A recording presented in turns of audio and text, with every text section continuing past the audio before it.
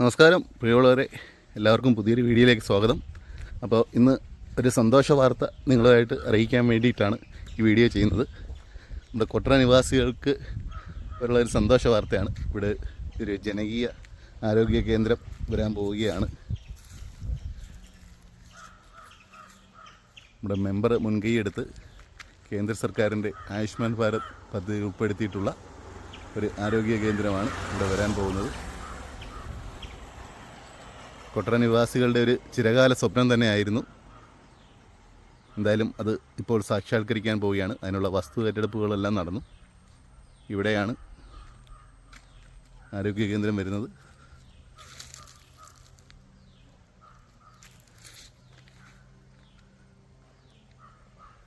നമസ്കാരം ചേട്ടാ. നമസ്കാരം. അപ്പോൾ നമ്മുടെ ഈ നാട്ടിൽ ഒരു ആരോഗ്യ കേന്ദ്രം വരാൻ പോവുകയാണല്ലോ.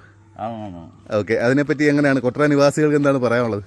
കൊട്ര നിവാസികൾ പറയാനുള്ളതെന്ന് വെച്ചാൽ, ഇത് നമ്മളൊരു ചിരകാല അഭിലാഷമായിരുന്നപ്പോൾ തന്നെ ഒരു സബ്സം വരികയും അതിൻ്റെ എല്ലാ കാര്യം നടത്തുന്നത് നമ്മുടെ ആഗ്രഹമായിരുന്നു. അതിൻ്റെ കാര്യം മെമ്പറുകളുടെ സ്ഥാനത്ത് നടന്ന് പുള്ളിക്കാരൻ തനക്ക് കൊട്ര ജനകീയ ആരോഗ്യ കേന്ദ്രത്തിന് കുന്നം ഭാരത്ത് തന്നെ പുരയിടം ഒപ്പിക്കുകയും അതിനുവേണ്ടി മുൻകിട്ട് പ്രവർത്തിക്കുകയും ഇത് കേന്ദ്ര സർക്കാരിൻ്റെ ആയുഷ്മാൻ പദ്ധതി പ്രകാരമുള്ള ഒരു സ്കീമാണ്. ആ സ്കീം ഇവിടെ കൊണ്ടുവരികയും എല്ലാം ചെയ്ത് പുള്ളിക്കാരൻ്റെ ഒരു പ്രവർത്തനം കൊണ്ട് തന്നെയാണ്. അപ്പോൾ വാർഡിലൊക്കെ നല്ല രീതിയിലുള്ള പ്രവർത്തനമാണോ? പ്രത്യേകിച്ച് രണ്ടാം വാർഡിൻ്റെ ഒരുപാട് വികസന പ്രവർത്തനം പുള്ളിക്കാരൻ ചെയ്തിട്ടുണ്ട്. ഒരുപാട് കാര്യം ചെയ്തിട്ടുണ്ട്. നല്ലൊരു പ്രവർത്തനം നടന്നുകൊണ്ടിരിക്കുന്നത്. കാരണം നമ്മുടെ പുതിയ അപ്പുറത്ത് റോഡ് വരുന്നുണ്ട്. പിന്നെ നമ്മുടെ ആർക്കട നാൽക്കുള്ള കയറുന്ന റോഡ് അതിൻ്റെ പറ്റി നടന്നുകൊണ്ടിരിക്കുക, പുരോഗമിച്ചുകൊണ്ടിരിക്കുകയാണ്. അങ്ങനെ എല്ലാ തരത്തിലും നല്ല പ്രവർത്തനം. ഇതിപ്പോ ഒരു ചിരകാല സ്വപ്നമായിരുന്നല്ലോ. പിന്നെ ഞങ്ങൾക്ക് ഒരുപാട് ബുദ്ധിമുട്ട്. ഞങ്ങൾ കാരണം ഇപ്പം മറ്റേ ചെറിയ സംസ്ഥാനം എന്ന് വെച്ചാൽ വാനിച്ചാമുക്കിലായിരുന്നു ഉള്ളത്. അതിപ്പോൾ ഞങ്ങൾക്ക് അവിടെ ബുദ്ധിമുട്ട്, അവിടെ സ്വന്തമായിട്ട് കിട്ടങ്ങളൊന്നും ഇല്ലായിരുന്നു. വാടക കിട്ടത്തില്ല ചെയ്തുകൊണ്ടിരുന്നതൊക്കെ.